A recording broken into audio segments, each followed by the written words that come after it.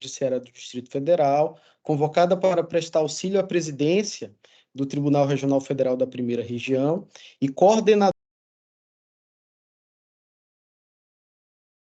da Justiça Federal da Primeira Região, LAB-JF1. Com uma trajetória marcada pela inovação do setor judiciário, a doutora Maria Cecília é coordenadora do Laboratório de Inovação e tem proporcionado a todos e a todas uma perspectiva única sobre a importância dessa ferramenta de trabalho na transformação das práticas de gestão judicial. Por isso, a aula de hoje tratará justamente sobre essa justiça inovadora. Segundo a nossa ementa, nós teremos aqui a análise SWOT, aplicada ao ambiente judicial, como que o laboratório de inovação, Maria Cecília, poderá compreender forças, fraquezas, oportunidades e ameaças específicas ao ambiente judicial, né? A importância do laboratório para a inovação do poder judiciário, como que a gente pode colocar essa plataforma para dentro da construção e disseminação de práticas de gestão inovadoras, avaliação de fatores externos que impactam no Poder Judiciário, como que também o laboratório pode servir de ponte para nos integrar aos fenômenos legislativos, sociais e tecnológicos que impactam, direto ou indiretamente, nessa necessidade de avaliação contínua e de aperfeiçoamento do nosso Poder Judiciário. E, por fim, desafios e estratégias do papel do Laboratório de Inovação nas nossas instituições. A ideia do laboratório de inovação como uma alavancagem de crescimento estratégico e de gestão é algo que já vem acontecendo em muitos lugares e no nosso tribunal vem recebendo enormes elogios. Então, nós estamos aqui com a melhor pessoa possível para conhecermos e conversarmos sobre essas funcionalidades, a doutora Maria Cecília de Marco Rocha, a quem eu entrego a palavra agora. Obrigado. Muito obrigada, doutor Hugo, muito obrigada pelas gentis palavras que excedem o que a minha atuação efetivamente, mas de toda forma decorrem de sua cordialidade conhecida, de sua excelência na condução dos trabalhos da escola. Antes de mais nada, eu gostaria de parabenizar os organizadores desse curso, né? Eu achei sensacional a palestra de abertura, todos nós aqui escutamos, né, assim, as falas dos desembargadores que estiveram presentes na abertura, doutora Gilda, doutor Neverton, doutora Daniele, né, a quem parabenizo pela iniciativa, que de fato é essencial, está alinhada a figura muito bem colocada pelo desembargador Neverton, do magistrado e também do servidor modernos, não no sentido etário, mas no sentido de servidores públicos, todos somos servidores públicos que necessitam realizar gestão, com miras à entrega da prestação jurisdicional adequada, que não é, como o doutor Neverton também colocou de maneira muito sábia, e uma colocação com a qual eu concordo, não é aquela, pode não ser a mais primorosa, mas é aquela que faz frente ao volume com o qual nós nos deparamos. E isso é muito verdadeiro no que diz respeito ao nosso tribunal, não é? Então, eu agradeço pelo convite, me coloco até numa situação delicada de efetivamente ser a primeira coordenadora do Lab JF1. Isso é uma circunstância decorrente do fato de que ele foi criado no final da gestão do Dr. Ítalo, e não houve tempo de ele ser colocado em funcionamento, efetivamente, né? O início do funcionamento do nosso laboratório, ele aconteceu já na gestão do Dr. Amilcar. Então, agradeço, gostaria de parabenizar a Carol pela palestra anterior, e pontuar que, mais uma vez, a palestra está alinhada ao que foi dito na aula magna de abertura pelo corregedor em especial, no sentido de que as unidades devem fazer gestão. Inclusive, né, e aí falando no nosso bom português, as varas devem fazer gestão, né? Isso não diz respeito só às áreas administrativas das sessões judiciárias e do tribunal. Todas devem fazer gestão. Eu adorei um trecho que a Carol citou, e vou começar com ele, para resgatar a aula anterior. Para atingir uma meta jamais alcançada, você deve começar a fazer coisas que nunca fez antes. Essa frase, ela cabe perfeitamente em matéria de inovação. É isso mesmo, né? É pensar fora da caixa. E eu gostaria de resgatar os temas que foram atribuídos a mim, né? O doutor Hugo ele já indicou, mas eu gostaria de resgatar para dizer que eu vou fazer uma pequena inversão, doutor Hugo, mas no final todos serão abordados. A ementa é a análise SWOT, importância dos laboratórios de inovação no Poder Judiciário e avaliação de fatores externos que impactam a gestão judicial. Eu vou iniciar pelos laboratórios de inovação e explicarei por quê. E, em especial, vou começar a compartilhar aqui a minha tela, em especial pelo fato de que a inovação é a matriz vetora desta aula, né? E a matriz com a qual, por força da qual nós devemos alterar a forma de nos comportarmos. Então, eu vou começar a compartilhar aqui, deixa eu ver se vai dar certo. Estão enxergando? Está. Ah, perfeito. Eu fico sem saber se o compartilhamento está dando certo. Então, já está aparecendo a primeira tela do Lab. Identifique seu problema, construa novas ideias, crie soluções, seja parte do processo. Isso aí, na verdade, é um slide que o nosso laboratório elaborou, e eu gostaria de começar com ele para dizer que falar em laboratórios de inovação é falar em inovação. E a inovação,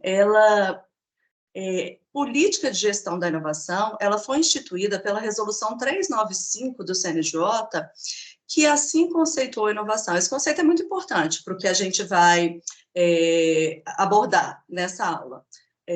Inovação é a implementação de ideias que criam uma forma de atuação e geram valor para o Poder Judiciário, seja por meio de novos produtos, serviços, processos de trabalho, ou uma maneira diferente e eficaz de solucionar problemas complexos encontrados no desenvolvimento das atividades que eles são afetas. Então, na verdade, a inovação está atrelada à ideias que modificam o nosso modo de funcionar, ali na linha do que a Carol colocou no fechamento da aula dela, né, de que nós precisamos fazer algo diferente, especialmente quando a gente se depara com uma estrutura que não está funcionando bem, apesar de todos os nossos esforços, apesar de trabalharmos muito e, enfim, de nos dedicarmos, o que nós temos feito não tem funcionado bem. Essa resolução, ela trouxe no seu artigo 3º princípios da gestão de inovação. E esses princípios, obviamente, eles pautam toda a atuação dos laboratórios. A cultura da inovação, do trazer algo novo que agregue valor ao nosso modo de funcionar. O foco sempre no usuário, obviamente, uma participação mais ampla de magistrados, servidores, usuários e até horizontal mesmo. Aqui, a gente tem um cuidado de, no nosso laboratório, se despir das relações hierárquicas.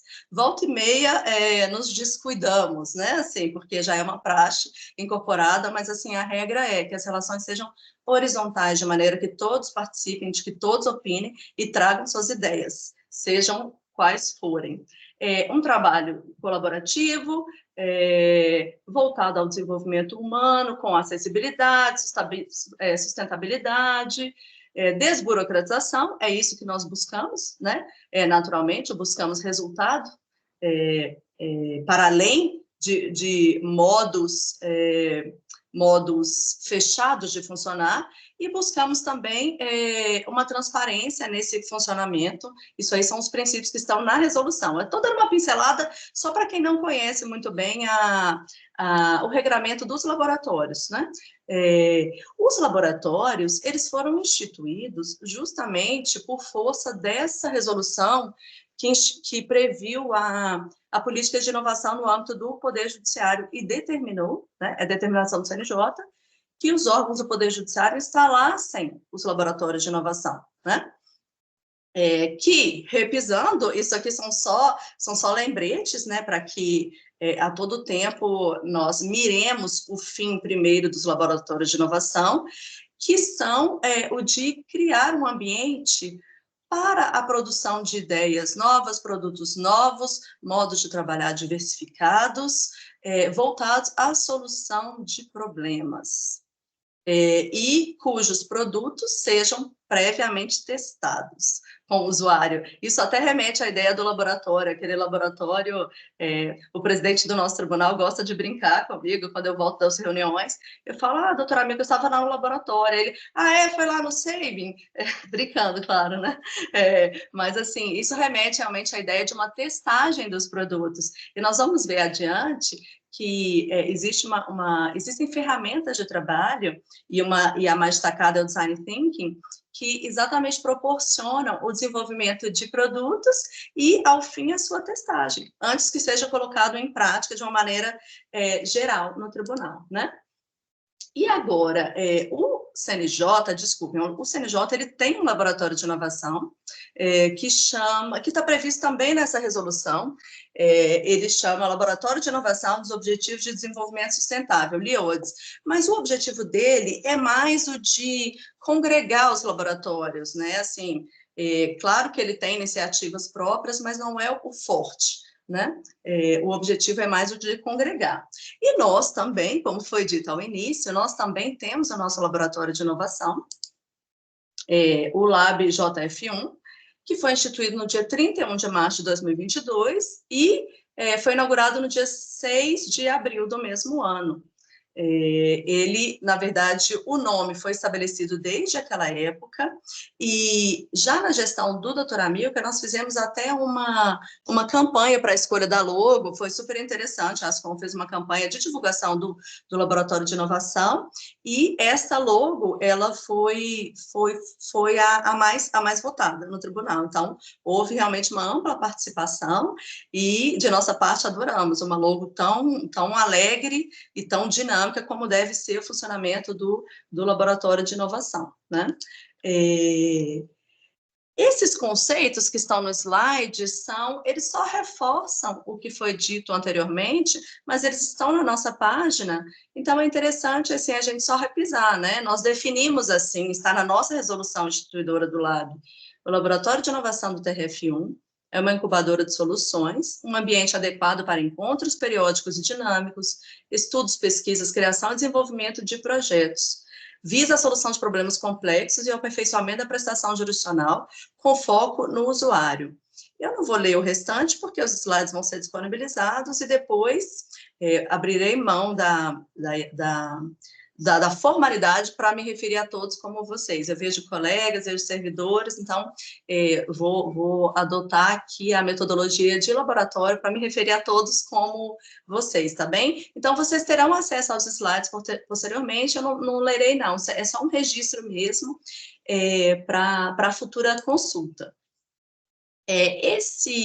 Uma coisa que é importante aqui, que vale a pena frisar, e mostrar, voltando, porque alguns não terão oportunidade de conhecer, o nosso laboratório, ele funciona na biblioteca do tribunal. Quem estiver por aqui, passe lá, é um espaço bem acolhedor, bem, como é que a gente diria, bem adequado ao modo de funcionar dos laboratórios, dinâmico, colorido, alinhado à própria logo do tribunal. Vejam, essa é a foto da equipe atual do LAB, ela tem uma formação multidisciplinar, tem juízes auxiliares da presidência, corregedoria, vice-presidência, tem integrantes da estatística, da CECIM, da Ascom, da biblioteca, da gestão do conhecimento, enfim, né, e da própria COFAGE, são muitos integrantes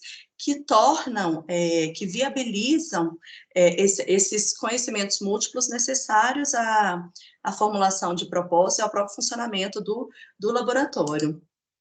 A nossa página é essa aí, todos terão a oportunidade de visitar. O layout da página é bem isso, nós copiamos aqui, essa é a nossa página, e na página há um link muito interessante para ferramentas utilizadas pelo laboratório para se chegar a esse resultado, a esse produto final que tanto desejamos, que é um produto de inovação. Olha, a gente, como foi dito, nós somos um laboratório muito recente.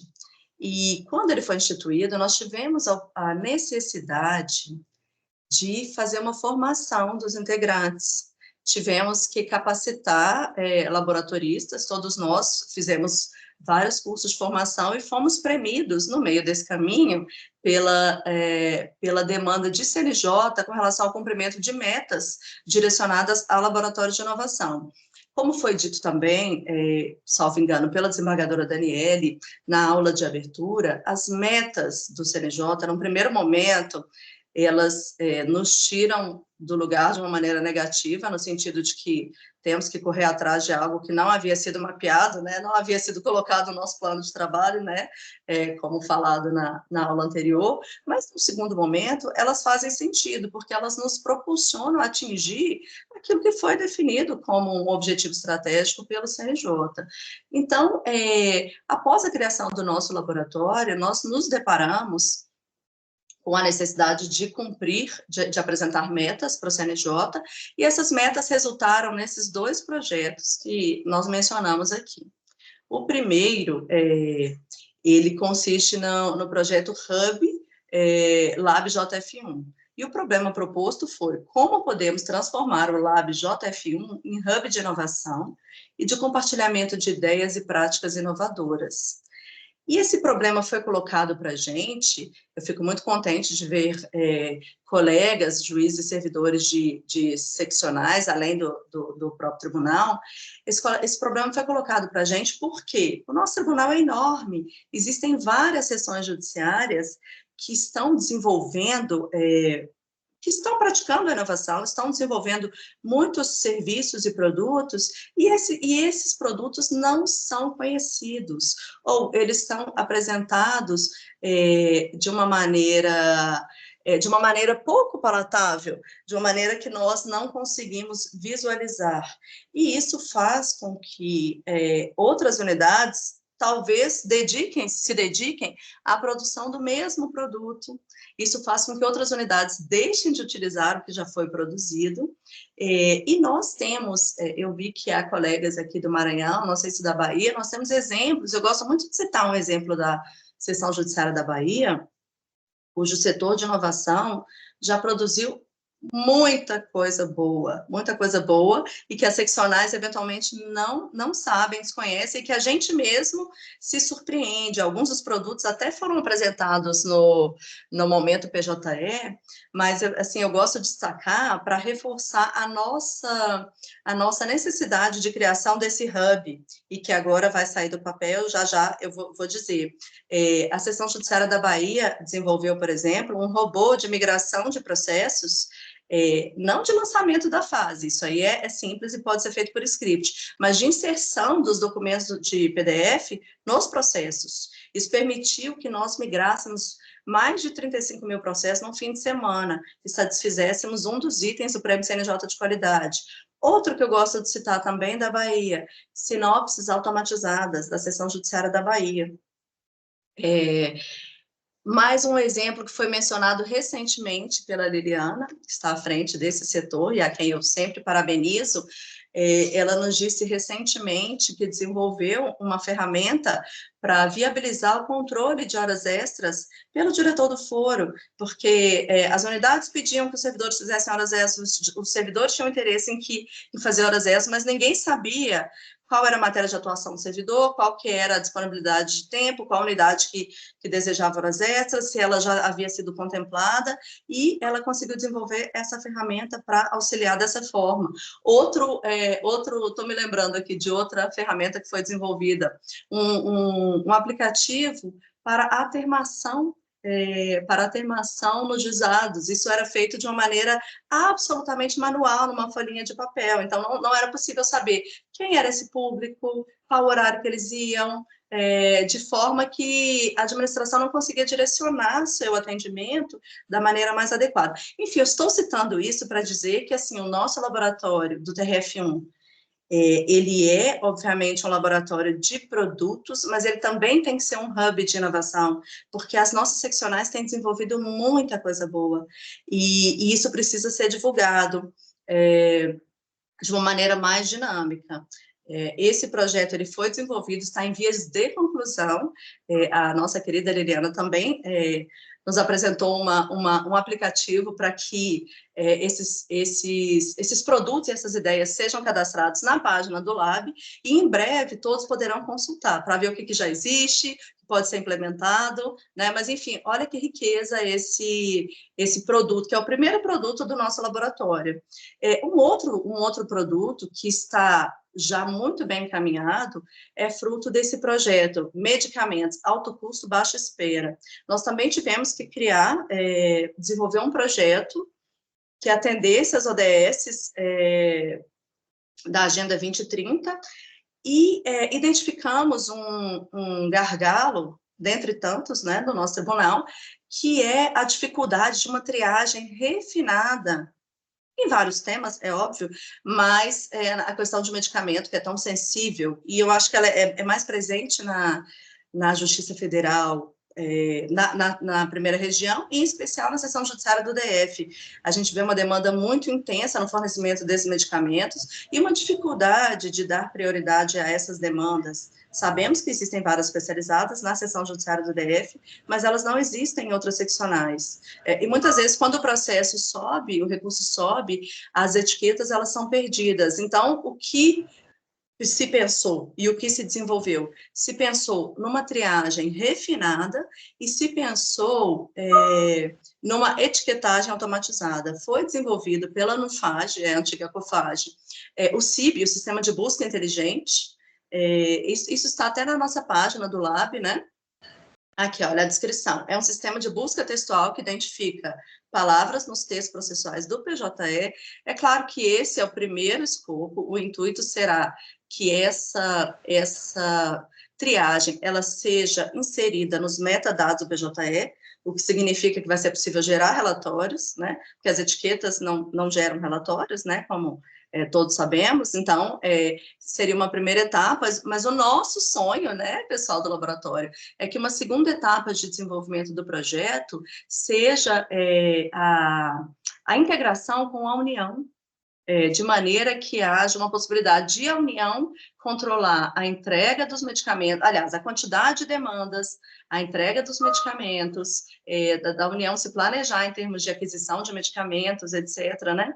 E é um projeto que pode ser estendido para todos os tribunais. Acho que vai ser sensacional. Foram projetos que a gente desenvolveu para atender às metas, mas que prometem muitos resultados. Inclusive, o CIB foi utilizado e num futuro breve, lhes garanto que poderá ser utilizado por todos os gabinetes. Ele foi utilizado recentemente pela presidência para fazer uma busca do assunto relacionado à matéria quilombola.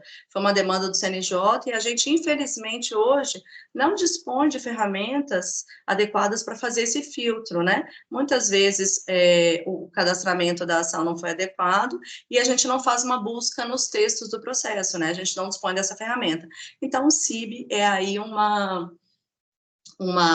produto do Lab, que ainda está em fase de conclusão, mas já é um projeto do nosso Lab, que a gente considera recém-nascido. Daqui a um pouquinho, eu vou até citar alguns exemplos de projetos e oficinas realizadas por outros laboratórios, só para ilustrar a importância dos laboratórios de inovação. Eu gostaria de citar também que na nossa página há diversas ferramentas para a realização para a conclusão final do funcionamento do Lab para a entrega de um produto, né, para a realização de oficinas, etc. A mais usual é o Design Thinking, que se compõe de várias etapas, são 5 etapas, e me parece que não seria muito interessante falar aprofundadamente sobre essas etapas. Eu até recomendei aqui no slide uma visita a um portal do TCU. Ele aprofunda cada etapa e ele oferece templates para cada uma delas para o desenvolvimento, ele explica, ele minudencia a metodologia, e aí cada unidade, obviamente, se essa metodologia de Design Thinking for aplicada na unidade, cada unidade pode fazer. Os laboratórios de inovação, que aqui possivelmente estão presentes, em princípio eles já conhecem essa metodologia, mas assim, só para a gente ter uma noção mínima, né, que é interessante nessa aula de hoje, a primeira etapa é uma etapa de empatia, uma etapa em que a gente entende o problema, a gente identifica necessidades e oportunidades que irão nortear a geração de soluções. E assim, na verdade, isso é super importante porque a gente às vezes chega a gente busca a solução de um problema, mas a gente acha que esse problema já está definido. Esse é o problema, e muitas vezes a gente já chega com a solução, não é? Essa é a nossa tendência, a gente identifica um problema e já vem com a solução proposta.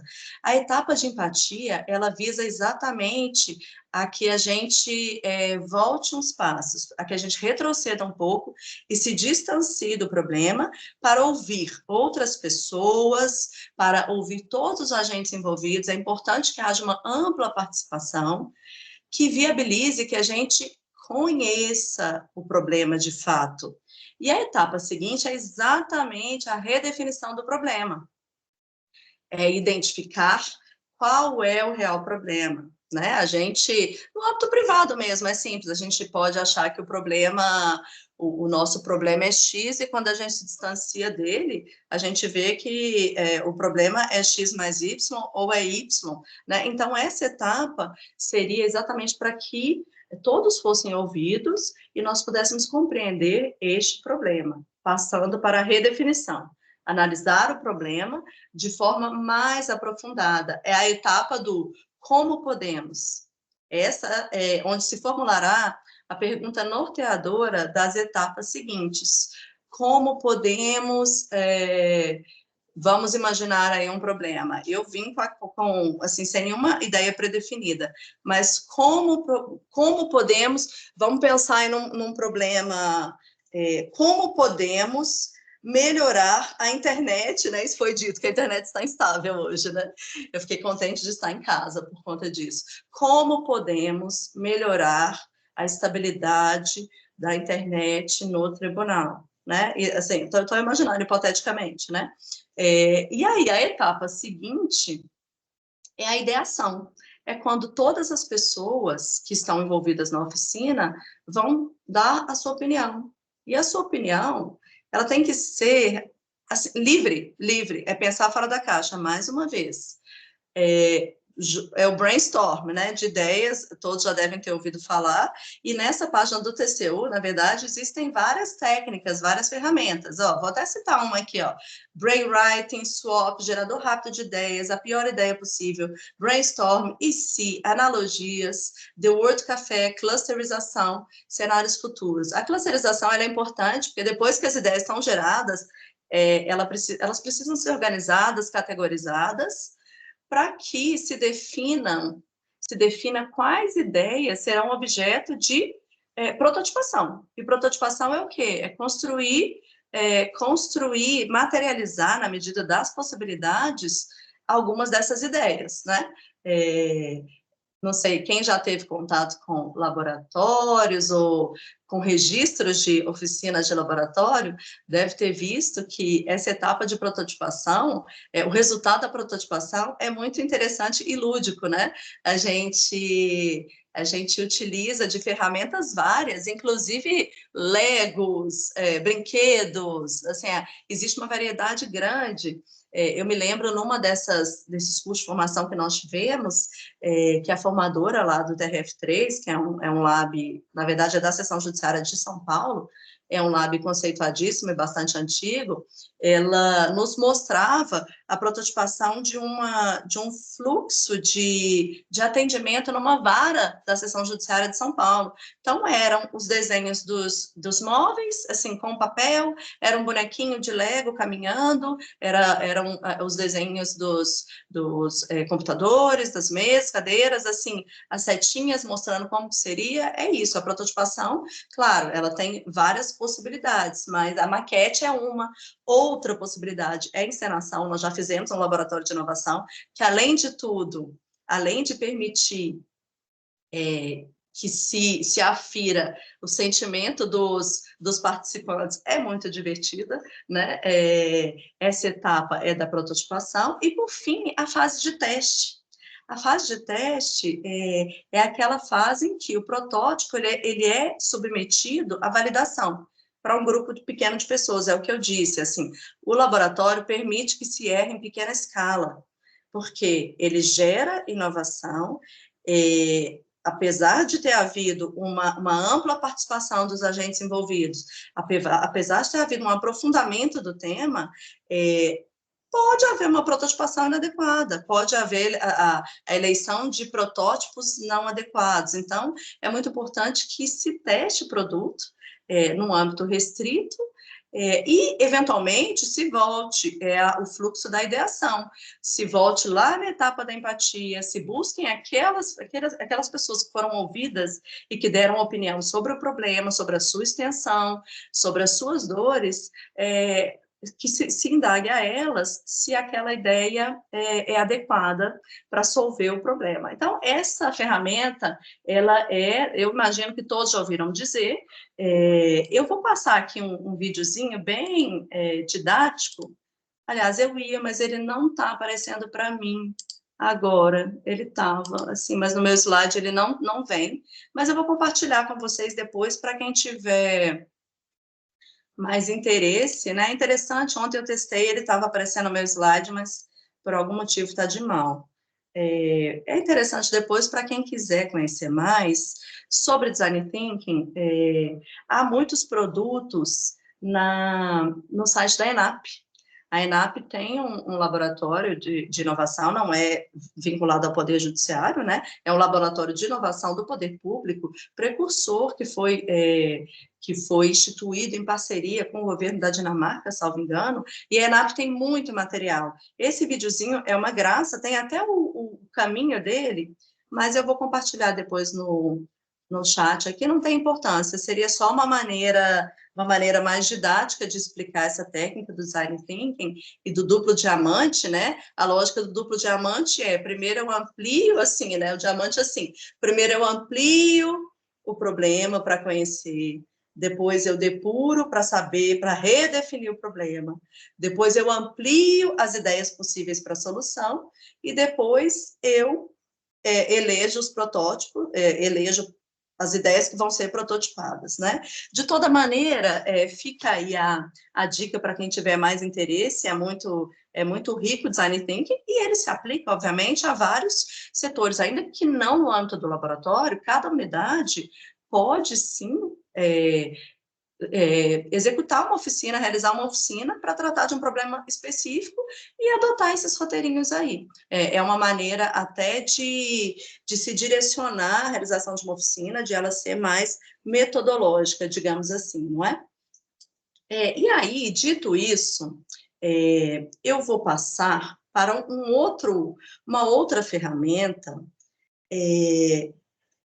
mas, na verdade, antes de passar, eu vou deixar esse slide aqui projetado, eu gostaria de fazer uma menção, até para reforçar a importância dos laboratórios de inovação, que, repito, foram instituídos para a concretização da política de gestão da inovação, mas a importância deles é exatamente essa de permitir a geração de produtos e serviços e métodos de trabalho novos ou diversificados.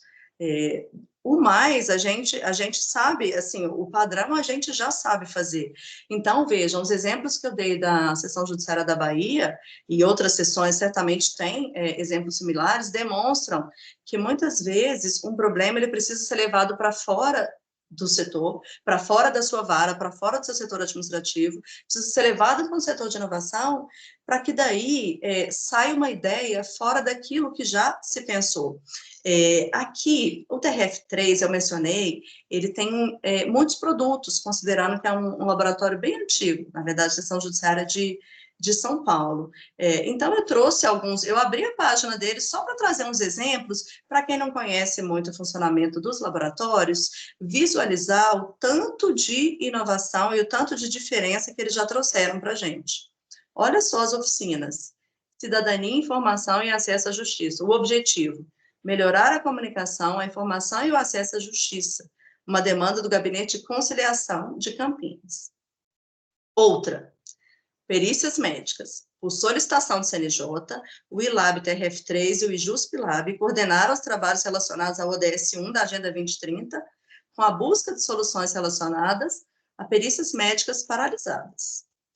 Isso, assim, fazer menção a essas oficinas até demonstra que a gente precisa de um hub de inovação, não é nem só no TRF1, né, gente? É na Justiça Federal como um todo, né? Precisamos que esse hub exista até no CJF para disseminar essas boas práticas, né? E essas excelentes ideias que já existem em outros tribunais. Outra oficina, fluxo de trabalho das subsecretarias unificadas. No caso deles, houve unificação de secretarias, e no nosso caso também do tribunal, recentemente com a ampliação, nós mudamos um pouco o fluxo de trabalho. Pode ser que no futuro, e num futuro breve, nós tenhamos secretarias unificadas, né, com o incremento do funcionamento do PJE, e será necessário definir um novo fluxo. Outra oficina, acordos de não persecução penal. Objetivo, buscar soluções para viabilizar, padronizar e difundir o acordo de não persecução penal. Com a participação de pessoas de todos os órgãos envolvidos. Muito interessante também é a nossa casa. É a nossa casa, é a Justiça Federal. Uma outra oficina, Meu Nome Combina Comigo, uma parceria com o Laboratório de Design Jurídico da USP, na busca de uma campanha de conscientização dos direitos da população trans e travesti. Outra, Projeto Inova Segue, iniciativa da Presidência do Tribunal, da Terceira Região, é um painel de dados construído de forma compartilhada e colaborativa, que contém informações sobre pessoas, unidades e estrutura predial da Justiça Federal da Terceira Região, permitindo gerenciamento de dados, etc. É um projeto muito ousado. Eu tinha o desejo, no início da gestão, de que nós pudéssemos, no laboratório, mapear os processos de trabalho das unidades administrativas do tribunal e eventualmente propor novos fluxos, mas é um projeto muito arrojado, assim, nós não teremos fôlego enquanto Lab para iniciar e terminar esse projeto, né? É claro, porque primeiro as unidades teriam que identificar seus processos de trabalho, algo que pode ser realizado no futuro próximo, agora que nós estamos formados, que temos essas vivências, né? Desses 2 anos, né? Outra oficina, as necessidades de treinamento na temática de tráfico de pessoas e levantamento e coleta de informações que servirão para a elaboração do conteúdo de um manual de orientação para operadores do direito no acolhimento a vítimas, mulheres e LGBTQI+, de tráfico de pessoas. Cecília, tem nós outras, estamos vendo sim. só TRF3, desculpe. Alguém falou alguma coisa? Cecília, nós estamos vendo só o seu PowerPoint. Você queria mostrar a página da instituição? Não. Tá. Era só citar mesmo. Obrigada, Paulo. Na verdade, assim, são milhões de oficinas super interessantes e que dizem com a nossa temática da Justiça Federal. São Paulo tem inúmeras, o IJUSP-LAB, desculpa, o laboratório da 6ª Região, gente, como é que ele chama mesmo, gente? Iluminas. O laboratório era da seção judiciária de Minas, né, e agora é da 6ª Região. O Iluminas também tem inúmeras oficinas interessantes, que ele fez algumas antes da nossa separação, né, da criação do TRF6, por exemplo, Central de Inteligência, Segurança e Transporte, aprimoramento de serviço de atermação, atendimento multiportas e multinível, melhoria da comunicação com a Caixa, perícia, demandas predatórias, enfim, eu citei esses projetos para dizer que levar a demanda para os laboratórios proporciona uma outra visão, uma visão fora daquela unidade que já está viciada, eventualmente, com aqueles procedimentos, com aquela forma de solução, e para também conclamar a todos aqui a levarem demandas para os seus laboratórios. Eu acho, assim, estou quase certa que a imensa maioria das seções judiciárias instituiu seus laboratórios, especialmente no final do ano passado. É claro que são laboratórios que estão começando a funcionar, que talvez tenham que lançar a mão do nosso laboratório para um suporte. Nós pensamos em Planejamos para esse ano também a formação dos integrantes dos laboratórios das seccionais, mas assim, se as seccionais não puderem atender, a demanda pode chegar ao nosso laboratório, visitem a nossa página, e a gente vai criar juntos, né? Assim como inerente à metodologia dos laboratórios de inovação, não há respostas prontas, né? O que há é um processo de cocriação em busca de soluções criativas e inovadoras, como nós podemos perceber dessas experiências, né, que foram aqui relatadas. E agora, passando à matriz SWOT, a matriz SWOT também é uma ferramenta, ela não é uma ferramenta muito usual em laboratórios de inovação, mas ela também pode ser utilizada. Ela é uma ferramenta de planejamento estratégico, talvez a Carol até falasse dela, mas ela estava atribuída a mim, possivelmente em razão dessa nossa vivência no Lab, nós tivemos a ocasião de utilizar a matriz SWOT, aí foi muito rico, né? Ela é uma ferramenta de planejamento estratégico que pode ser utilizada no laboratório e ela visa permitir um diagnóstico do ambiente externo e externo de corporações e órgãos. Aí no cantinho do slide, vocês podem perceber que o SWOT, ele é uma abreviação das expressões strengths, força, weaknesses, fraquezas, opportunities, oportunidades, threats, ameaças. No slide seguinte, nós vamos ver a versão brasileira, né, a tradução, que é muito mais simpática, né? Mas, enfim, é importante que a gente pudesse situar aí, esclarecer qual é a origem da expressão. Aqui nós temos o conceito, a importância da matriz, ela é um diagnóstico do ambiente. Imagino que ela é utilizada no ambiente corporativo com muita frequência. É uma expressão que no ambiente, no serviço público, ela ainda causa alguma novidade, especialmente entre nós, que não trabalhamos, ou a maioria de nós que não trabalhamos na administração, para nós ela traz uma novidade, assim, né? Assim, como é que ela pode ser aplicada no judiciário, mas para quem trabalha em corporações e na administração, ela é super conhecida. E a grande virtude dela é revelar informações do contexto para o planejamento estratégico, informações relevantes. Eu vou trazer aqui a versão em português dela, e esse slide, na verdade, ele foi extraído, no slide seguinte eu vou indicar até a página, não sei se eu indiquei, mas se eu não indiquei eu vou mandar no slide, de um planejamento realizado pelo TRT 14, acho que é Amapá e Pará. Eles utilizaram a matriz SWOT para elaborar seu planejamento estratégico. E eles trouxeram esse desenho dela, mas ela tem vários formatos, né? Ela pode ser virada, ela pode ser redonda. O que é importante é que ela tenha 4 campos para abrigar esses 4 elementos.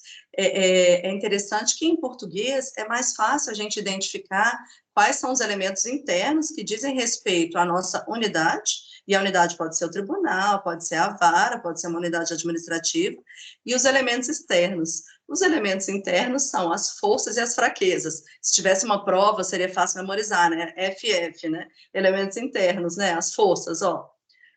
As vantagens internas que contribuem para o nosso negócio, no nosso caso, que contribuem para a nossa atividade, fraquezas, desvantagens internas que prejudicam. Então, esses seriam os elementos externos, internos. E os externos seriam as oportunidades, que são, na verdade, fatores externos que influenciam positivamente, e as ameaças, fatores externos que influenciam negativamente. É tão interessante, assim, isso é uma relação que eu faço agora, né? Como colocar isso no papel, ou no computador, claro, nos auxilia a enxergar melhor algo que a gente já sabe na maioria das vezes, né? Mas, assim, colocar nessa matriz, tanto é essencial que ela é comumente utilizada. Naturalmente que o uso adequado é um uso, digamos assim, democrático e colaborativo, pautado em empatia. Todos precisam ser ouvidos, né? Porque se uma só pessoa preenche a matriz SWOT, não faz o menor sentido. Ela vai ter avaliação dada por ela mesma sobre um cenário, não é? A gente tem um exemplo, então, que eu havia mencionado, de uso no Poder Judiciário, mas frise-se, um uso no âmbito da administração, para o planejamento estratégico de um tribunal. Esse uso foi feito pelo TRT da 14, da 14ª Região, e ele elencou alguns elementos nós poderíamos aplicar nas nossas unidades, e naturalmente no nosso tribunal, com toda certeza. Eu trouxe aqui essa transcrição dos elementos, da formação da matriz feita por eles, para que todos possam compreender o que seriam forças e fraquezas, oportunidades e ameaças para nós, o judiciário. Mas eu volto a destacar que essa matriz aqui, ela é fruto de um planejamento feito por um tribunal. Obviamente, em cada unidade, há particularidades. E no âmbito de uma unidade judicial, de uma vara, de uma turma, alguns elementos não são relevantes. Mas, por exemplo, forças. Vamos falar aqui, é o TRT 14, hein? É porque eu vou dizer força, celeridade na fase de conhecimento, a gente não necessariamente pode dizer isso, né? Para o nosso caso, né? Política de soluções consensuais de conflito. Eu acho que o nosso tribunal tem muita conciliação, mas, assim, de uma maneira geral, a gente não sabe se em cada unidade isso existe. Mas é um referencial até para que vocês todos possam avaliar esses fatores e ver o que cabe em cada unidade, se for o desejo da unidade aplicar a matriz, né? Formação, qualificação e comprometimento dos magistrados e servidores. Acho que a imensa maioria, essa formação se enquadra no campo das forças. Infraestrutura física e tecnológica, PJE, não sei, é polêmico, né? Assim, é polêmico. Eu fico feliz que o TRT esteja muito confortável em colocar esses elementos no campo das forças, né? Sistemas administrativos eficientes, polêmico. Acho que a gente tem muito a avançar em alguns sistemas administrativos, né? Eu sei que na parte de gestão de pessoas a gente ainda faz muita coisa manualmente. Nós usamos muita planilha, né? Precisamos de muita automação ainda. Então, eu talvez até colocasse em outro campo, né? Vamos lá, eu não vou ler todos não, mas isso é só para a gente raciocinar um pouco como é que a gente aplicaria isso no nosso ambiente de trabalho. Fraqueza, isso aí, o primeiro item se aplica sem dúvida alguma. Insuficiência dos quadros de pessoal especializado. Baixa efetividade nas execuções, com certeza. Deficiência na comunicação, também acho que é uma fraqueza. Baixa maturidade em gestão de pessoas, sim, estamos fazendo curso exatamente para superar, né, doutor Hugo, para superar essa dificuldade, essa pouca afinidade com a gestão, né, com os instrumentos de gestão, né. Aqui, ó, baixa adesão a políticas e processos de gestão e governança, estamos caminhando, né. Enfim, aqui, ó, baixa maturidade na gestão de informação. É isso, vamos lá olhar os fatores externos também, só para a gente ilustrar o uso da matriz no âmbito do judiciário. Oportunidades, parcerias estratégicas com outros órgãos e fortalecimento das cooperações judiciárias, também acho que se aplica. Novas tecnologias, com certeza. Quebra de paradigma quanto à prestação de serviço via remota. Eita, aí tem a regulamentação do CNJ, né? Por mais que a gente queira, existem aqueles limites, né? Alinhamento aos ODS, estímulo à adoção de boas práticas de governança, sim, é uma ótima oportunidade. Atuação dos órgãos superiores e de controle. Como a gente havia dito, e foi muito bem colocado pela desembargadora Daniele e pelo desembargador Nefton, aí a gente menciona as metas e cobranças dos órgãos de controle, do CNJ, JF, que num primeiro momento são um desafio, mas num segundo momento elas nos motivam, né? E até o próprio selo, né? O selo, que na verdade é uma política interna, ele é uma forma de estímulo para a nossa atuação, né? E aí eu já estou pensando alto, eu quero até convidar todo mundo para fazer esse exercício no que diz respeito às varas. Eu acho que ele seria uma força, eu não sei se ele seria interno ou externo, se bem que eu acho que ele é externo da unidade, seria uma oportunidade, por exemplo, o selo Estratégia em Ação. A unidade, ela se motivar e se organizar para obter determinada premiação no selo Estratégia em Ação. E ele é externo, ele é oportunidade, porque a unidade, ela não tem como alterar aquela regulamentação. Né? Ela não tem como mudar a própria padronização que foi estabelecida e o regramento, né? Mas, enfim, isso aí nós vamos pensar mais para frente. Agora, ameaças, isso tudo TRT4, hein? Restrições orçamentárias, sim. Cenário político e econômico favorável, sim. Eu colocaria aqui demandas de massa, relevância dos direitos sociais, da Justiça Federal, Covid, restrição ao provimento de cargos, isso é uma constante do Poder Judiciário. Falta de uma política salarial para reposição de perdas inflacionárias da remuneração de pessoal, com certeza. Qualidade da infraestrutura de telecomunicação no nosso país. Isso, assim, se aplica perfeitamente à nossa realidade. Se o tribunal tem enfrentado dificuldades, imaginem a região norte. Até o presidente do nosso tribunal encaminhou um ofício ao presidente do CNJ, ministro Barroso, pedindo que fosse estudada a adoção de uma infraestrutura que propiciasse uma telecomunicação mais adequada para o Poder Judiciário no norte do país. Nós temos o exemplo das audiências, naquele caso do Dom e do Bruno, em Tabatinga, elas não foram realizadas adequadamente até que se utilizasse uma internet satélite de terceiros. A nossa internet não conseguia atender a demanda. Isso foi resolvido, mas é importante que haja um funcionamento adequado de uma tecnologia, uma telecomunicação adequada no judiciário como um todo, porque muitas providências têm que ser praticadas pelos juízes estaduais, enfim, por outras unidades que não as nossas subseções, que são muito poucas, né, no interior realmente do norte. Então, eu trouxe esse exemplo para reflexão futura, e é claro que depois a gente vai poder brincar com os nossos exemplos. Eu vou tentar construir agora aqui, né, realmente não construir previamente com o auxílio de todos vocês aqui uma tabela, uma matriz SWOT pensando numa vara, né, não sei se todo mundo aqui é de vara, mas assim, eu acho que não, mas assim, pensando nessa formatação e nesse modelo de unidade, né.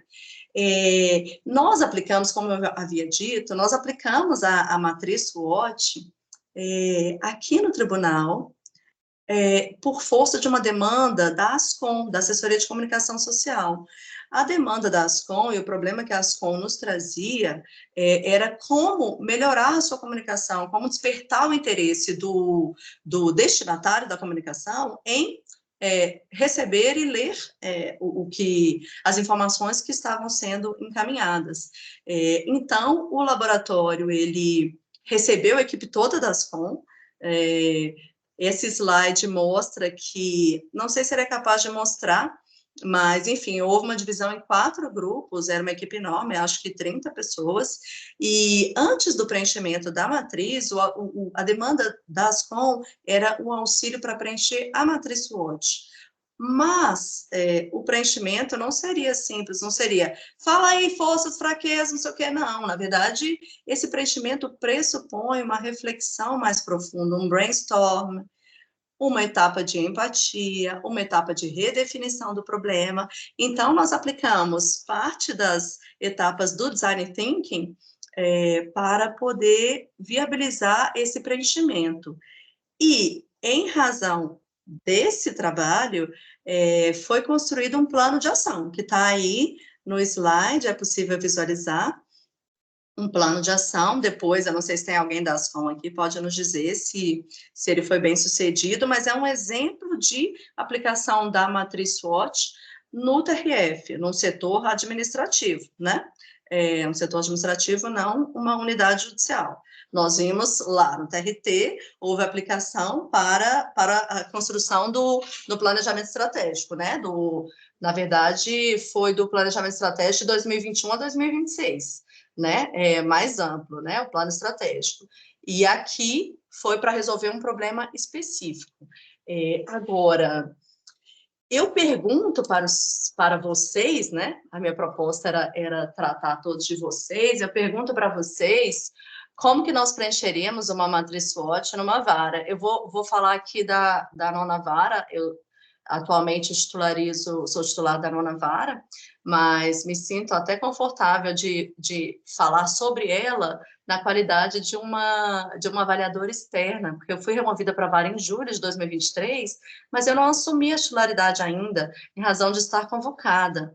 Então, eu sou uma examinadora externa e aplaudo os colegas que estão na administração da vara, o juiz substituto, o Leonardo Saraiva, que está na administração da vara, e o João Zambuja, que está em auxílio no meu acervo, e a diretora da vara, Gleice, acho que ela está participando do curso, mas não está aqui, fizeram um excelente trabalho. Quando eu fui removida, a vara tinha mais de 10 mil processos em tramitação ajustada, 10 mil não, desculpem, mais de 8 mil. Hoje ela tem menos de 6 mil.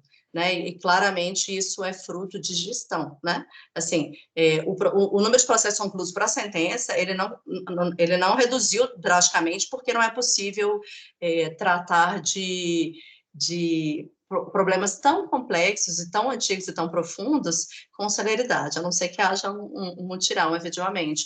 Mas, em termos de tramitação, houve aplicação de técnicas, claramente, que levaram a esse resultado. Uma, eu posso dizer, e eu colocaria na matriz, por exemplo, uma fraqueza, excesso de cumprimentos de sentença provenientes de ações coletivas. Isso é uma característica da seção judiciária do DF. E qual que foi a resposta? Talvez a oportunidade, era um fator externo, né? Existe na seção judiciária uma central de cumprimento de julgados. Então, muitos processos foram encaminhados para a central de cumprimento de julgados, cujo objeto é exatamente viabilizar a tramitação desses processos com o propósito de obter um eventual acordo com os entes federais, né? Então, assim, me parece que isso foi uma conduta proveniente dessa matriz que talvez nunca tenha sido aplicada, mas, assim, se identificou uma fraqueza, né, o excesso de cumprimento de julgado, e em seguida se identificou uma oportunidade para a solução desses problemas, né? Então, eu colocaria aí, pensando alto, como força, uma altíssima capacidade de gestão dos magistrados e da diretora da vara, o engajamento dos servidores, o teletrabalho também, me parece uma força. Muitos servidores ficam motivados, mas é claro que quem não é contemplado fica desmotivado, né? Uma dificuldade que ocorre muito na seção judiciária do DF, muitos servidores são requisitados pelo tribunal ou por tribunais superiores, e muitos magistrados também, titulares da vara, são requisitados. Essa vara em especial, ela ficou durante muito tempo só com um magistrado, porque o titular convocado é algo usual na seção judiciária do DF. O titular convocado, a dificuldade em se designar um outro magistrado para atuar, e todos sabemos que as varas do DF têm uma demanda incompatível com o funcionamento de apenas um magistrado. Então, assim, ela teve esse problema, e também preenchendo uma matriz. Uma solução poderia ser trabalhar junto ao TRF, para que, no caso de convocação de magistrados, titulares dessas varas, houvesse sempre a designação de um juiz em auxílio. Estou tentando pensar alto, né? Eu colocaria também como uma oportunidade, imagino que todos estejam adorando o momento PJE, né? O momento PJE, assim, tem trazido muitos elementos, muitas novidades. Aquelas extensões do PJE, para mim, são oportunidades. Mas, assim, vejo como fraqueza a nossa pouca abertura para as novidades, ou a nossa pouca intimidade, da imensa maioria das pessoas, a nossa pouca intimidade com a tecnologia, né? Eu mesma estava aqui trabalhando com esses slides e concluí que eu preciso melhorar nisso, né? Então, assim, o meu próximo passo seria, né, se eu não superar essa etapa, será convocar os filhos para poder fazer os slides, né? Então, a gente precisa reconhecer essa fraqueza e correr atrás do prejuízo. Mas, enfim, o que eu queria trazer era como que o preenchimento da matriz ele é fluido, ainda mais um brainstorm, imaginem, com essa dinâmica prévia, com a oitiva de todos os agentes envolvidos e com a liberdade, naturalmente, né, que tem que haver no ambiente da unidade, de que as opiniões sejam dadas, porque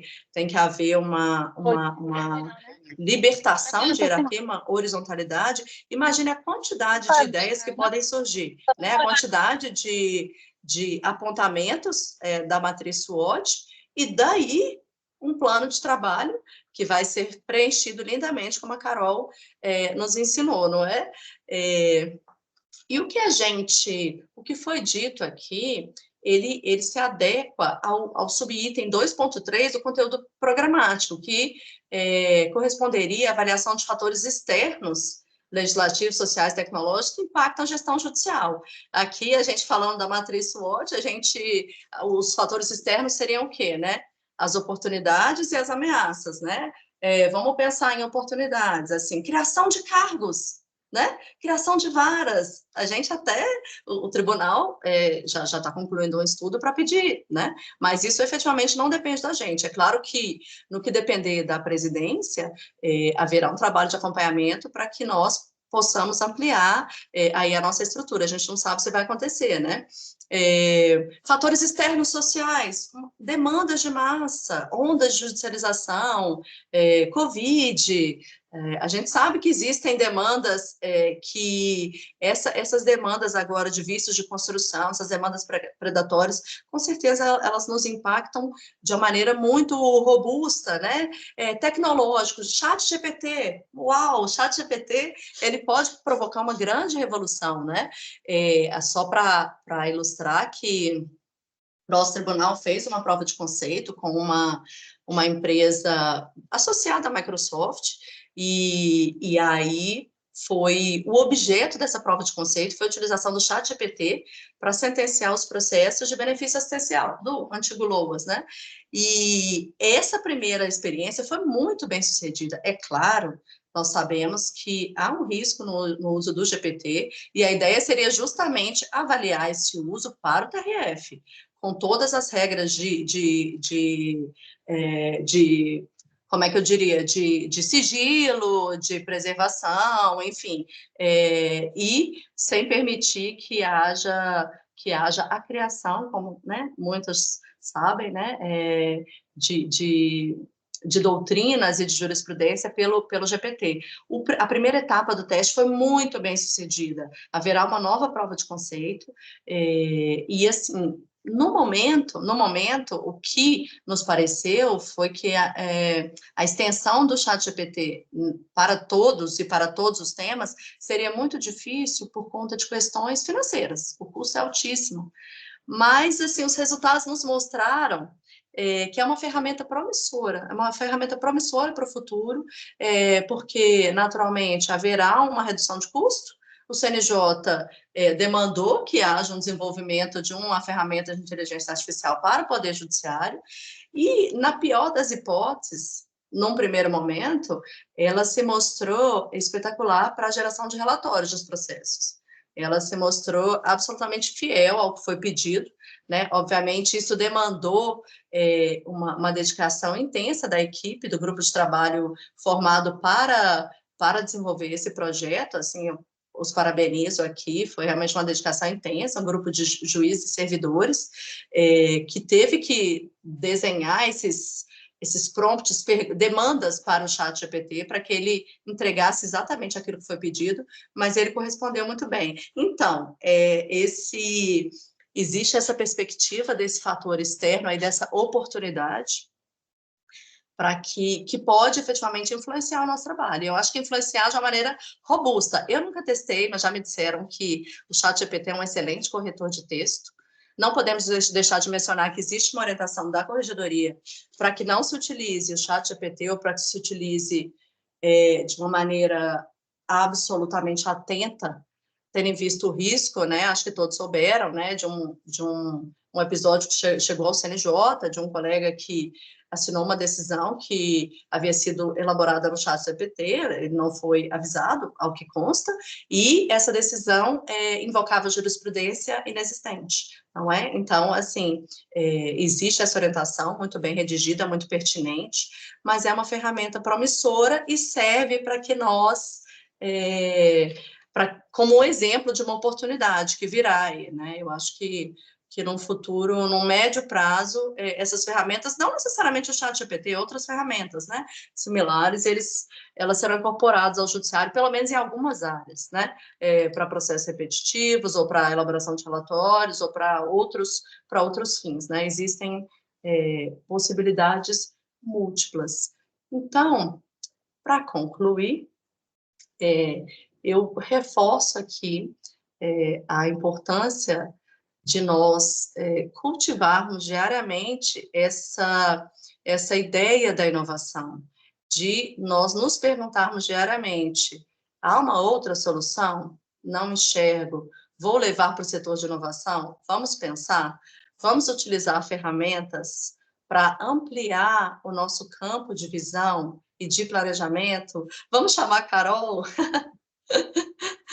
Vamos procurar o Lab JF1, vamos procurar o Lab da nossa seccional, vamos nos abrir para essas possibilidades que vão melhorar, e eu gosto sempre de fazer remissão às palestras inaugurais. A desembargadora Daniele falou, né, muito bem, vamos melhorar o nosso tempo, vamos melhorar a qualidade do nosso trabalho e melhorar a nossa qualidade de vida. Para isso, a gente precisa inovar, porque o que a gente tem feito não, pelo menos no que diz respeito à sessão judiciária do DF, eu vejo aqui no tribunal também, com gabinetes muito sobrecarregados, não é suficiente para enfrentar o volume de demandas que chegam diariamente, demandas judiciais e demandas também do CNJ.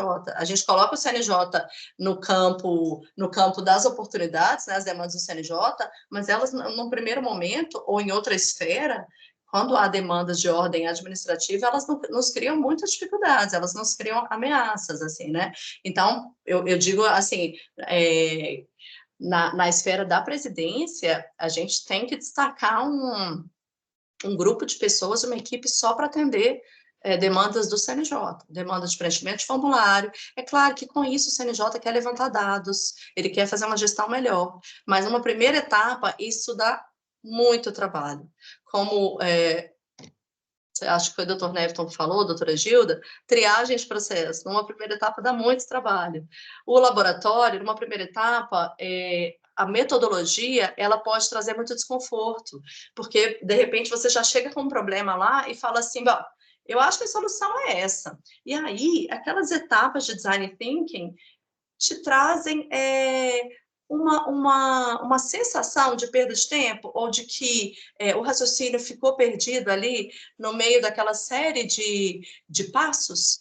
E não, na verdade, a gente precisa confiar no trabalho, confiar no método, porque ele vai chegar a um resultado que talvez seja surpreendente. Talvez o problema seja outro, e talvez a solução seja muito mais singela, não é? Como a gente pôde observar desses inúmeros exemplos. É isso, eu estou à disposição, né, aqui através do Teams, telefonema, presidência. Foi uma alegria estar aqui.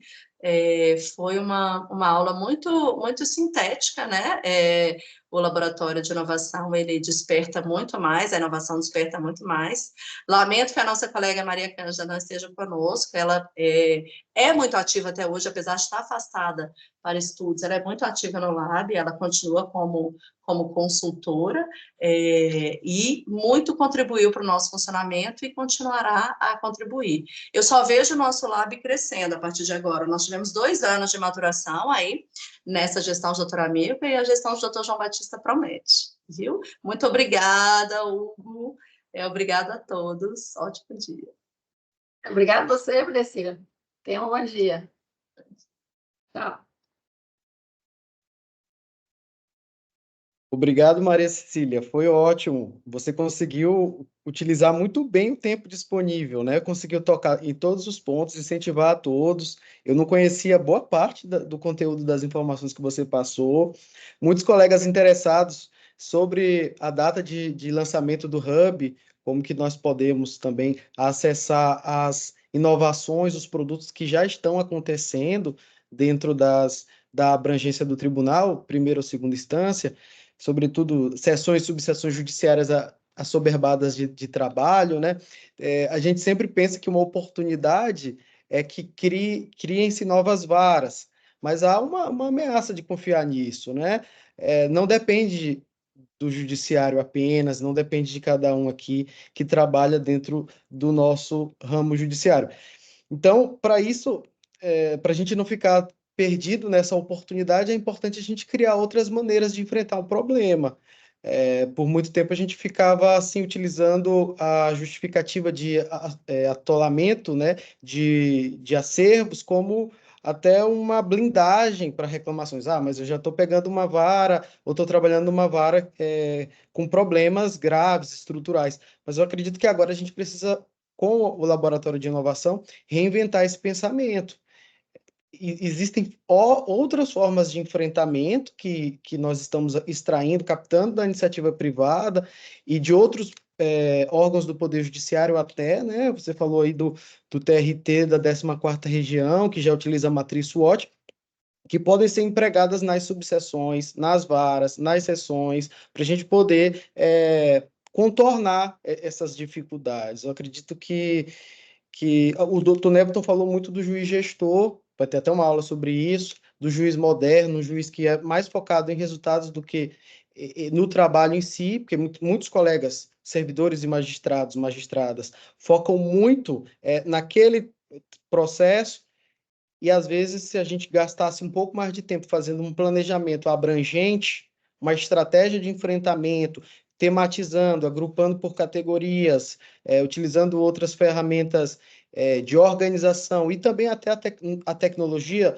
novas tecnologias como o ChatGPT, com responsabilidade, é óbvio, eu acredito que a gente consiga minimizar os acervos, reduzir a quantidade, né? Nós temos aí ótimos êxitos, assim, a Nona Vara está de parabéns, viu? Fiquei impressionado com os números, acredito que serve de modelo para que a gente inspire outras unidades a também buscar esse tipo de meta, de resultado, porque muitas varas acham que já é tão normal que a gente cresça nos acervos que a gente não pode reduzir, então acredito que com essas ferramentas a gente pode inverter a ordem das coisas.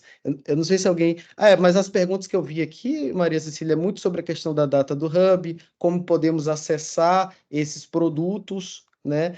Não temos ainda um laboratório de inovação, o Igor Lobato diz. Qual o caminho devemos tomar? Se podemos entrar imediatamente em contato com o Lab JF1 ou é um caminho diferente desse? São esses os questionamentos até agora que eu colhi. Pronto. Bom, a divulgação dessa ferramenta, desse hub, né, na verdade, a nossa querida Liliana desenvolveu um Power App para que as sessões judiciárias alimentem com os projetos e as ideias já desenvolvidas, né? É totalmente diferente do banco de boas práticas, é exatamente em razão da dificuldade de acesso ao banco de boas práticas que foi criada, que foi desenvolvida essa ideia. Esse produto já foi aprovado e está prestes a ser lançado muito em breve, muito em breve. A gente está bastante animado e com a perspectiva de que as seccionais incorporem as práticas já implementadas por outras, né, os produtos já lançados ou as ideias em andamento, porque também pode acontecer de uma unidade estar desenvolvendo um projeto e a outra estar também, e elas podem conjugar esforços para a conclusão desse projeto. Nas nossas reuniões, nós observamos isso. Havia laboratórios, nós fazemos reuniões mensais com os laboratórios seccionais e observamos que havia laboratórios caminhando para desenvolver o mesmo projeto, na verdade, para resolver o mesmo problema. Então, não faz o menor sentido, né, que nós não congreguemos esse esforço. Em relação à criação do Lab na Seção Judicial do Amazonas, que maravilha que há esse desejo, pode nos procurar, eu vou disponibilizar aqui os slides, tem o endereço, o nosso endereço, mas ele está na página do TRF também, né? Pode nos procurar, naturalmente, a SECAD aí da Seção Judiciária do Amazonas tem que se organizar, né, para, enfim, identificar eventuais cargos e funções disponíveis, o que é uma raridade, né? Talvez haja necessidade de designar para o laboratório servidores que já desempenham outras funções, né? Não é o mundo ideal, mas assim é o possível, pelo menos se incorpora a cultura da inovação, que seja para o laboratório, num primeiro momento, conhecer as práticas dos laboratórios mais estabelecidos e aplicar na seccional. E depois de desenvolver essa rotina de laboratório, que demanda realmente formação, qualificação, ela não é imediata, o Lab JF1 fará uma uma formação mais ampla para os laboratórios asseccionais, mas, de toda maneira, eles devem ser instituídos. Eu aplaudo a iniciativa da Seção Judiciária do Amazonas, pelo menos para que se inicie, não é mesmo? Não é mesmo, Hugo? Assim, para que haja lá uma semente que vá, aos poucos, se consolidando, né? Ótimo. Ótimo que o feedback é totalmente positivo, Maria Cecília. É. Parabéns. Assim como foi totalmente positivo para a aula inicial da Maria Carolina. As Marias arrebentaram. Não, MCs, né? Pois é, as M6, né? As duas M6, por Mas parabéns a coincidência. você, né? Assim, e a SMAF, que criou um conteúdo tão interessante, tão pragmático, né? Que foge um pouco do padrão dos cursos oferecidos, né? E a gente só tem a agradecer, né? Pela oportunidade. Viu? Eu que agradeço. As pessoas certas foram encontradas para a gente transformar isso em realidade, né? E você deu um show sobre justiça inovadora. Tá todo mundo Que bom. empolgado aqui. Quem ainda Que não bom, tinha esse tomara. conceito, agora eu acho que pegou. Ó, passem lá no Lab. A gente tem reunião toda segunda, 2h, 2h30, né? É, Lá na biblioteca, para tomar um cafezinho, viu? Tá bom. convite Muito também, eu obrigada. acabo de receber o convite. Assim que eu puder, eu vou querer conhecer. Por favor. Então, agradecendo muito as formadoras de hoje, nós damos por encerrada a manhã, informando a todos e a todas que a nossa sexta aula, que vai ser Juiz Gestor nas unidades judiciais, impacto e contextos regionais, com formadores Juiz Federal Roberto Carlos de Oliveira e Isabelle Cavalcante, ambos da Corregedoria, acontecerá no dia 22, nesta sexta, das 9 ao meio-dia. Então, eu conto com vocês e nos vemos. Obrigado a todos e a Boa tarde a todas. todos. Boa tarde. Tchau, bom almoço. Boa tarde.